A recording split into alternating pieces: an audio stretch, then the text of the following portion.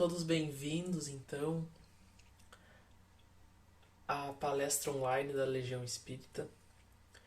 Nós vamos hoje abordar o tema intitulado Os Caminhos da Fé. A gente vai abordar, então, de maneira bem ampla todos os significados da fé. Ou tantos quantos a gente conseguir alcançar hoje, porque a gente sabe que eles são muito variados.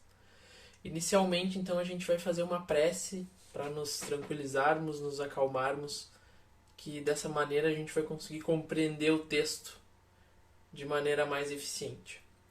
Então a gente pode fechar os olhos, fazermos uma respiração profunda, nos acalmarmos. Podemos começar agradecendo a nossa vida, agradecendo a oportunidade de estarmos aqui, ouvindo essas palavras tranquilizadoras. Agradecemos a nossa saúde, agradecemos a Deus. Rogamos que as pessoas consigam achar tranquilidade e solução nesse momento tão complexo que a gente está vivendo. Que elas consigam achar um acalanto em momentos de crise, que achem caminhos que as permitam passar por essa fase de maneira mais tranquila. E pedimos para nós mesmos também muita paz, amor e compaixão dentro das nossas vidas. Então, dessa forma, começamos a nossa palestra trazendo uma passagem da vida de Jesus, que se colocou da seguinte maneira: trouxeram até Jesus um menino que passava por uma espécie de doença, né? A gente poderia dizer que ele estava obsidiado por um espírito. E chegando até Jesus, as pessoas disseram: Mestre, nós tentamos curar esse garoto e até agora não conseguimos. Tentamos de todas as formas e não conseguimos. E Jesus trouxe o garoto até ele e deu uma ordem ao espírito que subjugava aquele ser que se fosse, que abandonasse a criança. E instantaneamente, então, ele se foi. E as pessoas ficaram abismadas com aquela solução tão rápida do problema e perguntaram como que ele tinha conseguido fazer aquilo. E ele, né, daquela maneira que a gente conhece bem, tranquila e assertiva, disse: ó incrédulos, se vocês tivessem a fé do tamanho de um grão de mostarda e mandassem aquela montanha que se jogasse ao mar, ela assim o faria. Isso está em Mateus capítulo 17. Então, o que Jesus quis dizer com isso? Né? Que a fé tem esse poder de mover montanhas. Ela tem esse poder de nos ajudar a resolver os nossos problemas. Então, essa é uma primeira visão da fé. Então, a partir daqui, a gente vai tentar tecer alguns comentários sobre as nuances que a gente vê na fé, sobre os diversos aspectos que a gente vai conseguir observar a fé. Esse é um assunto que já foi discutido amplamente por muita gente, então a gente não vai aqui esgotar o tema, mas vai tentar dar algum encaminhamento para ele. O primeiro aspecto da fé seria uma fé do dicionário, a própria significado da palavra, que diz respeito a alguma verdade que a gente não tem uma explicação palpável a respeito. Não existe, mas mesmo assim a gente acredita profundamente. A gente acredita sem explicação. É uma coisa que a gente não consegue definir, não consegue trazer para o material e mostrar. Tá? É por isso que a gente acredita. Então, onde a fé não há dúvida. Essa é o significado literal. Onde a fé não há dúvida. Então palavras como eu acredito, eu imagino, eu tenho confiança, que às vezes podem ser parecidas com ter fé, não são sinônimos exatos. São parecidos, mas não são exatos. Então esse é o primeiro conceito de fé. Acreditar em uma coisa de maneira que não deixa margem para dúvida e sem uma explicação palpável para aquilo. Um segundo momento da fé, um segundo aspecto o sentido que a gente dá no dia a dia, né? A gente pode dizer que a gente tem fé que a gente vai conseguir resolver alguma coisa, que a gente tem fé que a gente vai conseguir passar por uma prova, tenho fé que a vida vai melhorar. Então é um sentimento então mais próximo dessa intenção, né? Sempre revestido de uma coisa boa, né? Nunca se diz que se tem fé que algo ruim vai acontecer, né? Então sempre a fé está revestida com esse ideal assim de positividade, de amor, né? De compromisso com os outros. Então tenho fé que aquela pessoa vai conseguir resolver os problemas, que os problemas que vão chegar a ela vão ser pedras que ela vai construir o caminho dela. Então esse é um segundo sentido da fé. Terceiro sentido da fé, né? Terceiro aspecto. A gente traz então a fé religiosa, né? É uma fé que está ligada às crenças, está ligada aos dogmas, né? Das mais diversas tradições, religiões que existem no mundo. Por se tratarem de coisas que não são muito palpáveis, essa fé, ela geralmente está revestida de uma posição muito radical, né? Se tem essa crença forte em alguma coisa, mas tem um sentido que muitas vezes toma essa linha radical. Essa verdade é essa e não existe possibilidade de ser diferente. É assim que acontece e quem ousar dizer que não, eu vou de alguma maneira entrar em conflito, né? Então esse é um lado mais radical da fé religiosa. Essa fé muito drástica, né? A gente tem um conceito para ela que se chama fanatismo religioso, né? Que está ligado a essa credulidade em algo, né? E as pessoas em muitas oportunidades travaram guerras e levaram essa discussão a um nível de problema que foge totalmente ao sentido, né? Ao sentido da ideia de ter fé, né? Que a gente comentou há pouco, que sempre seria revestido de algo bom, de algo positivo. A gente tem diversos exemplos aí ao longo da humanidade, ao longo de toda a nossa sociedade, né? Onde a fé chegou a níveis tão extremos, as crenças chegaram a níveis tão extremos que fizeram as pessoas matar um ao outro.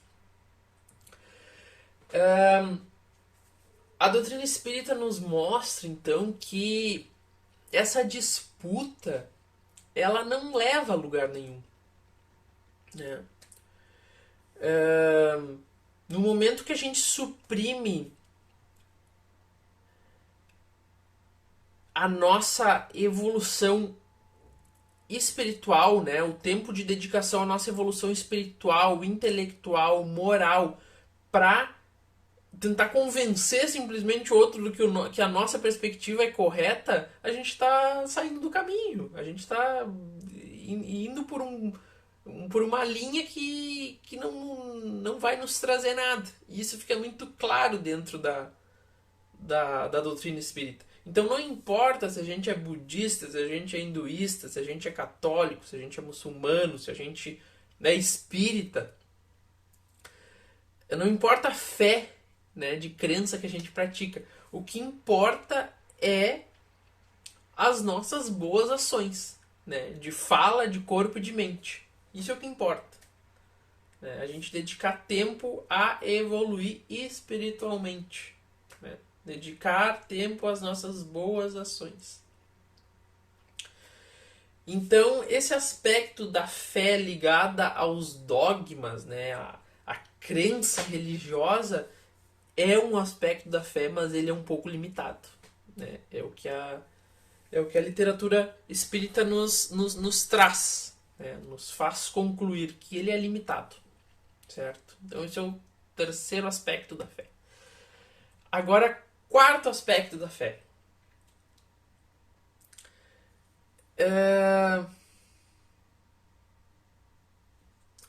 E de maneira, a gente voltando um pouco à questão da crença religiosa, a gente não está dizendo então que as práticas religiosas não têm um significado, né? Porque sim, elas têm. A gente ainda está encarnado aqui, então muitas vezes a gente precisa corporificar, ter um objeto no qual a gente foque a nossa dedicação, o nosso empenho.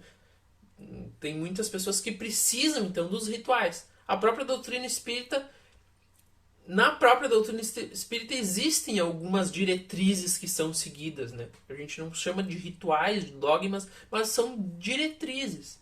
Então esses passos são importantes. Então se a pessoa se sente confortável, ainda sente necessidade de fazer, tranquilo, a gente não se opõe, né? De forma nenhuma. As crenças religiosas, quando conduzidas de forma coerente, né, só trazem bem, né? Só trazem bem a quem as conduz.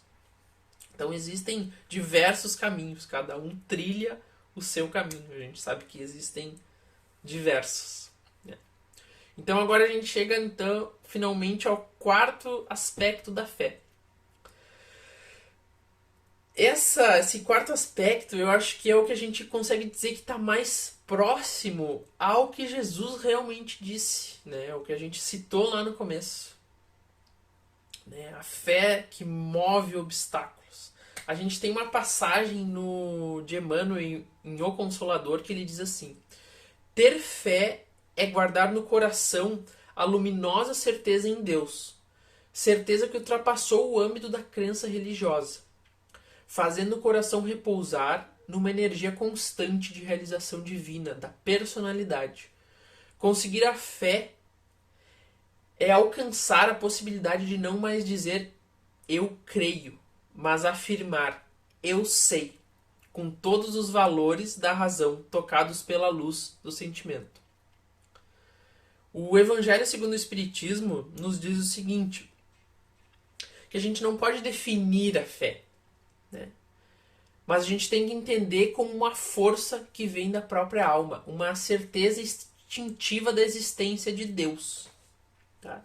E quando a gente fala de Deus, a gente não está falando do Deus católico, do Deus da Bíblia. Né? A gente não está falando do Deus muçulmano. A gente está falando da causa primeira de todas as coisas, inteligência suprema. Né? Que é o conceito que o Livro dos Espíritos nos traz. Não é de um Deus. A gente ainda não tem uma palavra para definir tamanha grandiosidade. Então a gente diz Deus. Tá? Então daqui para frente, quando a gente se referir em Deus, vocês sabem que a gente está falando dessa força, né? Dessa força que a gente não consegue nominar. Então essa entrega, esse tipo de fé, ele nos leva a uma questão de entrega. Tá? Então a gente sai um pouco da linha da imaginação, né? Da gente crer. Né? O Haroldo Dutra Dias, que é um palestrante famoso, um palestrante espírita famoso, diz isso aí, que fé é entrega. Né? De pouco vale a gente ter a ideia, né? A gente ficar com a imaginação, nós cremos, bom, mas e aí? O que tu faz com isso? Isso é muito pouco. Isso é muito pouco. A gente precisa trazer isso para o campo da produção, para o campo da execução. Então a gente precisa nos entregarmos para essa ideia que a gente formula. Tá? Então, o nosso foco é a entrega, é a fé posta em prática. Tá? Então a gente pode relacionar a fé a esse sentimento que nos impulsiona, né? E essa é a força que nos faz remover os obstáculos, tá? Então esse é a quarta linha, né? A quarta possibilidade de fé. A nossa quarta compreensão da fé. E, bom, de posse de todas essas informações, o que a gente faz agora? A gente entendeu o que é fé, né? A gente já conseguiu, a gente tem 4 hipóteses aí, a gente pode trazer para nossa vida o que mais faz sentido, né? Dependendo de qual caminho espiritual, em qual etapa do caminho a gente está. Mas então como é que a gente internaliza isso agora? Como é que a gente já sabe que tem que pensar, praticar e tem que internalizar, né? Pra gente ter força para continuar. Como é que a gente faz isso? A gente raciocina a respeito do assunto. A gente entende o processo, né? A gente traz ele para o campo das ideias, né? Uma coisa tão abstrata, a gente raciocina a respeito do assunto. Então, esse é um conceito que a literatura espírita nos traz, se chama fé raciocinada. Fé raciocinada. Durante muito tempo, a fé e a razão tiveram de lados opostos, né? A gente sabe isso observando a história. O que se explicava cientificamente não se explicava quando se falava nessa questão espiritual. A gente tinha essas duas relações aí. E mesmo que Francis Bacon, né, que é o considerado pai do empirismo moderno, nos disse a seguinte frase: pouca filosofia nos leva ao ateísmo e muita filosofia nos leva à fé, né? Mesmo ele, há 400 anos atrás, tendo dito isso, a gente ainda viveu quantos anos com essa noção de que fé era uma coisa, né? A crença no mundo espiritual era uma coisa e a razão era outra, né? O espiritismo veio então trazer essas coisas para a mesma linha de avaliação, né? Ou muito próximas, ou coisas que se entre-relacionam aí. A dicotomia existe porque justamente a gente ainda não tinha conseguido chegar lá, né? A gente não existia então essa correlação. A fé cega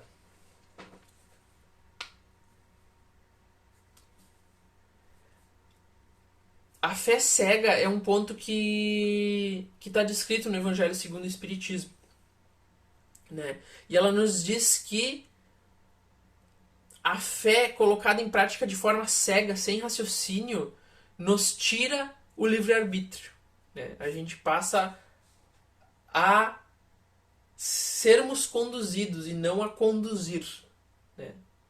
Então tem uma passagem que diz assim: ainda a fé raciocinada pode se apoiar nos fatos, na lógica, nenhuma obscuridade deixa.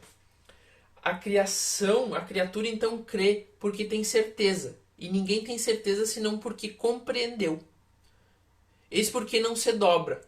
Fé inabalável só é quando consegue encarar de frente a razão, em todas as épocas da humanidade. Então, apoiados na lógica, a doutrina espírita nos diz: somente a fé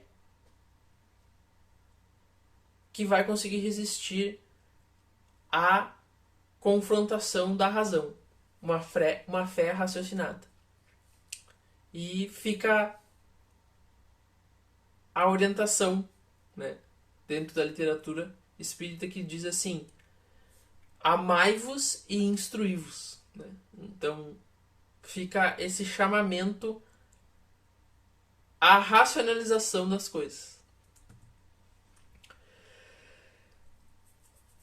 A fé raciocinada, às vezes, o conceito causa um pouco de estranheza a algumas pessoas, né?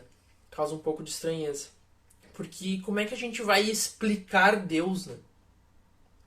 Como é que a gente vai dar sentido a coisas que até hoje não se consegue explicar totalmente, por mais que a gente queira, por mais de todas as informações que a gente tem, né? Algumas coisas ainda estão no campo da crença, né? A gente não consegue fugir isso como a própria natureza de Deus. Mas quando a gente fala de fé raciocinada, né, a gente não está falando disso.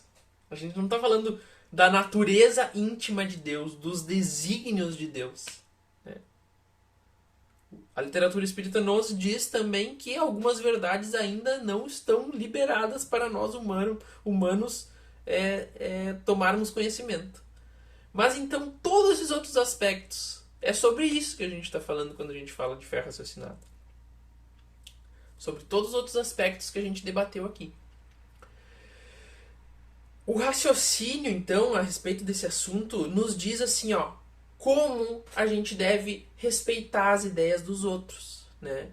De como a gente deve manter posturas positivas ao longo da vida, promovendo uma reforma íntima, deixando os velhos hábitos morrerem, né? Da mesma forma, transmitir essa informação aos outros, né? Então, de como a gente consegue ter uma ligação, né, uma comunicação com os bons espíritos, com Deus. Tá? Então a gente tem que raciocinar a respeito desses assuntos. Né? Por mais que nem todas as pessoas consigam ter uma experiência ostensiva com o mundo espiritual, né? De alguma forma, se a gente tranquilizar a nossa mente, a gente vai conseguir se conectar. E a gente vai conseguir enxergar. Tá? Então é esse raciocínio, esse tipo de raciocínio que a gente está buscando. É esse o raciocínio quando a gente fala de fé raciocinada. Esse é o foco de toda avaliação. E agora a gente entra nesse caso aí, né, da fé raciocinada a respeito da existência de Deus. Então, né, o Livro dos Espíritos nos traz também essa questão. Que prova a gente tem da existência de Deus? Como é que a gente consegue racionalizar isso? Levando em consideração um axioma que diz assim, ó, não existe efeito sem causa, né? Então, o efeito é o próprio mundo, é onde a gente está, é a nossa vida. Tá? Então, se existe tudo isso, isso veio de algum lugar, de alguma inteligência. E essa inteligência a gente chama de Deus, né? Que, de novo, né, pela terceira vez, não é um Deus, não é uma corporificação de Deus, é a causa inteligente de todas as coisas. Então a gente consegue aí ter uma racionalização da existência de Deus, né? Se existe algo, foi criado por alguma coisa, né? E isso a gente chama de Deus. E o que a gente pode falar então da questão da fé inata, né? O que a gente pode falar a respeito disso? Que tem algumas pessoas que têm fé, que a gente consegue perceber essa confiança, essa credulidade em todas essas esferas que a gente comentou, e outras pessoas não, né? Por quê? Porque existe isso. Para algumas pessoas é tão simples e para outras não. A doutrina espírita nos traz, né, o conceito de reencarnação sucessiva. Então a gente entende que essa fé ela foi construída ao longo de muito tempo, né? Mesmo que não pareça. Mesmo que não pareça que foi construída, ela foi, né? Mas a gente está nesse momento agora, nessa encarnação, e a gente acha que aquilo brotou na pessoa do nada. Mas na verdade não, ela já trouxe isso aí. Né? São as marcas das leis de Deus estão dentro de nós, né? E elas vão sendo afloradas com o trabalho. Então, com o trabalho, essas leis, né, a lei do amor, né, que é uma lei de Deus, né, ela pode se confundir com a fé. Então isso vai naturalmente aflorando. Então muitas vezes basta apenas uma fagulha nessa encarnação para aquilo, todo aquele trabalho que já foi feito volte. E aí parece uma coisa tão natural, tão óbvia, né? Mas foi fruto então de um trabalho. Bom, a gente já raciocinou um pouco da fé, né? A gente já avaliou, já conseguiu entender, né, os vários aspectos, conseguiu entender um pouco do que a gente está falando sobre quando a gente fala de fé raciocinada. Mas então o que a gente disse que não basta apenas pensar, né? A gente tem que trazer isso pro campo da ação. Como que a gente faz? Né? Como é que a gente se aproxima então de Deus, dos desígnios do bem, da caridade, do amor, da compaixão, através da fé? A gente consegue fazer aqui uma analogia. A gente é uma antena. A gente pode colocar o espírito como uma antena, né? Que ela deve estar bem construída, em bases sólidas, sem energias que nublam essa antena, que corrompem a antena. Né? A gente deve estar, então, permanecer com atitudes boas, né? Tentar fugir dos vícios, das vicissitudes da vida, das más ações. Para, então, a nossa antena estar apta, né? Estar apta para fazer a comunicação. Então a gente diz que a fé é o canal. A fé é o canal de comunicação que a gente tem com essa energia que governa tudo. Esse canal, então, quanto mais robusto ele for, de melhor maneira a gente vai enviar a nossa mensagem. E o que é a nossa mensagem? É a prece. Então a gente tem nós, a antena, tem a fé, que é o canal, e tem a mensagem, que é a prece. Né? Então, quanto melhor esse processo estiver estruturado, melhor a mensagem vai chegar onde ela tem que chegar. Né? Sejam os bons espíritos, seja Deus, seja aonde for, seja um outro espírito encarnado, né? Que a gente pode fazer isso. E nesse processo, a gente envia energia. Né? Se a gente enviar algo bom, por afinidade vibracional, a gente vai receber algo bom em troca. Né? Porque esse canal ele se estabelece. E é uma via de mão dupla. Né? É uma via vibracional energética de mão dupla. Se a gente externar coisas boas, enviar coisas boas, a gente vai receber coisas boas. E essa energia é o que nos impulsiona. Esse é o segredo da fé. Essa é a grande sacada da fé. A fé potencializa esse fluxo energético de boas vibrações, né? O corpo precisa de carboidrato, de proteínas, sais minerais, e a alma precisa de energia. E ela chega até nós através da fé. Certo? Então, esse é o mecanismo. O mecanismo onde a fé opera. O que a gente pode continuar aqui, então?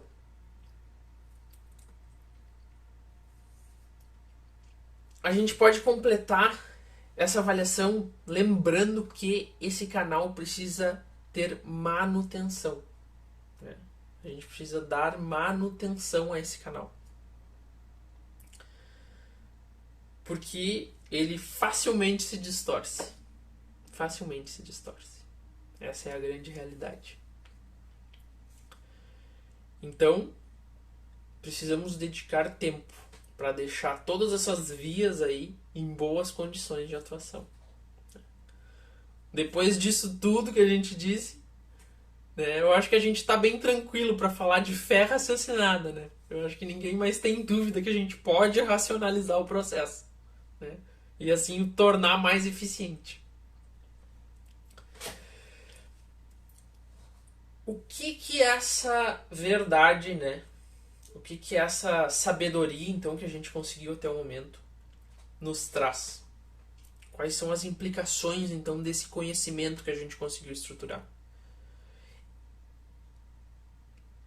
Nos traz responsabilidade. Tá? Porque a partir de agora, a gente não consegue mais voltar atrás. A gente já entendeu como funciona. Né? Se a gente fechar os olhos, a coisa vai complicar. Né? Porque a partir do momento que a gente tem esse poder, a gente precisa levar ele em conta. Então a gente tem que levar ele em conta durante as nossas ações no dia a dia, né? Nas nossas boas atitudes. A gente precisa manter o canal em ordem. E a gente precisa também ajudar os outros a manter o canal deles em ordem. A gente tem que usar a nossa força para ajudar os outros. Todos nós viemos com um dom. A gente sabe fazer alguma coisa. A gente pode saber falar e a gente vai ter que dedicar esse dom para levar coisas boas para os outros. A gente pode saber cantar, então a gente vai ter que dedicar esse dom a fazer o bem para os outros. A gente pode saber ler, né? Então a gente vai ter que dedicar um tempo para ler para os outros e trazer alguma coisa boa para os outros através do nosso dom. Todo mundo tem um dom. Né? Então na Casa Espírita a gente tem diversas oportunidades para a gente botar esses dons em prática. Né? Esses 3 básicos aqui. Né? Ler, cantar e falar. Né? Então algum desses a gente tem. Né? Então a gente não tem desculpa para ficarmos parados. Né? A gente pode treinar na Casa Espírita, por exemplo. Se a gente sabe ouvir, a gente pode fazer o atendimento fraterno. Né? Que é uma das práticas que a gente tem dentro da Casa Espírita. Né? Que é ouvir o outro. Depois de termos um treinamento, obviamente, mas quem tem essa aptidão, se não for um psicólogo, pode arrumar então para a Casa Espírita para fazer esse processo, né? Óbvio que não de maneira profissional, como um psicólogo, mas de uma maneira mais simples, mas que muitas vezes, né, leva uma solidariedade ao coração de pessoas que estão precisando. Então a gente precisa usar o dom. No Evangelho segundo o Espiritismo tem uma parábola que se chama a parábola da figueira que secou. A gente vai rapidamente relatar como que ela aconteceu. Jesus, junto com os seus apóstolos, passaram por uma figueira, né? E eles tiveram fome, chegaram na figueira e viram que ela não tinha figos. E Jesus, vendo aquilo, dizia o seguinte, que ela nunca mais alimentaria ninguém. Ela nunca mais teria frutos. Né? E passou um dia, no outro dia eles passaram por lá e viram que a árvore tinha secado até o pé. Ela tinha acabado. Né? E os discípulos perguntaram, olha só, mestre, olha a árvore que amaldiçoaste, olha como ela está. E aí Jesus disse assim, tende fé em Deus, digo-vos em verdade. Aquele que disser à montanha, tira-te daí e lança-te ao mar, mas sem fé no coração,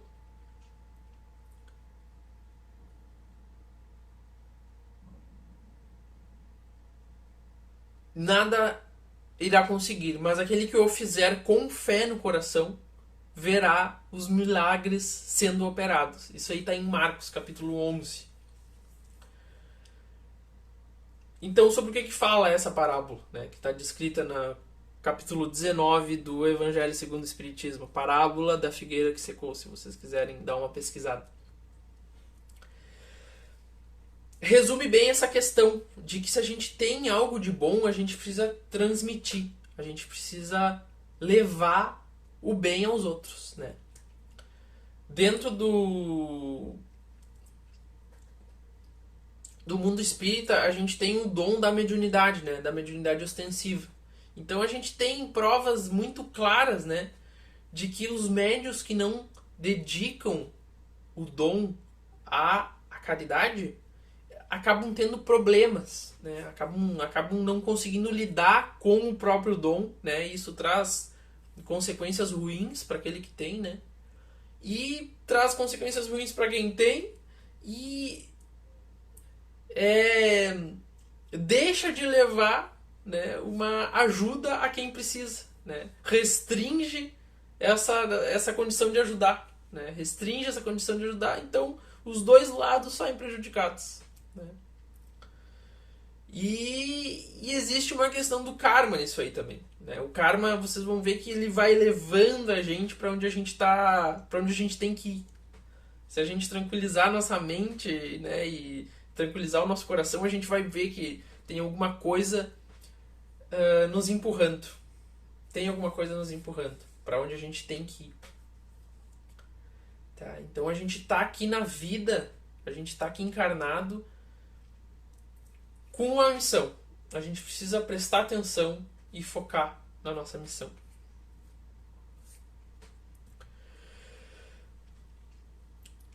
Para fazer isso, a gente precisa enxergar os meios hábeis, né? A gente pode falar em meios hábeis. Cada um está num momento evolutivo. Cada um está num momento evolutivo diferente. Então, às vezes, as verdades que a gente tem chegam a algumas pessoas e às vezes elas não chegam, né? A outras pessoas elas simplesmente não chegam. E a gente vai abordar elas de forma agressiva, tentar lançar essa verdade, né, meio imposta? Claro que não, né? A gente vai entender. Qual que é a grande questão? A gente pergunta, né? A gente pergunta se a pessoa quer realmente ouvir aquilo, se ela está disposta a nos ouvir, né? Então a gente precisa buscar meios hábeis, a gente precisa ajudar as pessoas onde elas estão, né? Muitas vezes elas não estão no mesmo momento que a gente. Então se a gente ficar falando de espiritismo, de crença, de Deus, às vezes não vai fazer sentido para aquela pessoa, né? E a gente não pode desistir, né? A gente tem que ajudá-la no lugar que ela está. Essa postura é uma postura bastante cativante no meio espírita, assim, que não existe uma exigência, uma força desmedida para que aquela pessoa acredite em tudo, entendeu? A gente tem uma postura, a gente pode dizer passiva, né? Mas ativa. Uma postura pacífica, mas ativa. Se a pessoa quiser, a gente vai. Se ela não quiser, a gente espera. Certo? Então a gente tem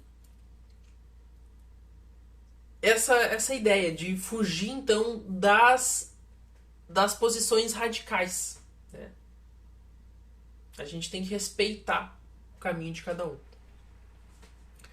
Então a gente chegou aqui ao final da nossa análise, né? A gente avaliou então vários momentos da fé, vários aspectos, várias nuances da fé. A gente conseguiu avaliar isso aí, conseguiu chegar próximo, né? Então do que Jesus quis dizer, né? do que ele recomendou a respeito da fé. A gente viu que é necessário a gente raciocinar a respeito do assunto para conseguir interiorizar e transformar o sentimento em ação, né? Não adianta então a gente só manter esse sentimento no campo das ideias. A gente entendeu que a gente precisa agir a respeito do assunto, né? Raciocinar, agir. E quando a gente consegue finalmente chegar a essa clareza, a gente ganha muita responsabilidade sobre os nossos atos, né? Sobre os nossos atos e sobre os nossos atos a respeito dos outros, né? E a gente entende que a gente tem um dom, que a gente tem uma missão, que a gente tem a necessidade de ajudar e que a gente precisa nos postarmos ao trabalho, né? Que fechar os olhos aos nossos dons nos traz problemas e priva os outros de uma ajuda. Certo? Então esse foi o recado que a gente queria passar para vocês. A gente vai agora fazer uma prece de encerramento e em seguida nos despedirmos. A gente pode fechar os olhos, fazer uma respiração profunda, nos acalmarmos. A gente então roga a Deus que depois de ouvir essas informações a gente consiga transformar um pouco da nossa vida, né? que se a gente estava parado até o momento, a partir de agora a gente não vai mais estar. A gente vai conseguir colocar para fora toda essa força, né? A gente vai restabelecer a nossa ligação, a nossa fé, e toda essa energia que vai começar a vir para nós, a gente vai dedicar à caridade. Então a gente agradece profundamente essa oportunidade e rogamos que a gente consiga levar tudo isso ao maior número de pessoas possíveis. A gente agradece aos nossos mentores espirituais por nos trazerem até aqui, agradece a Deus e nos despedimos.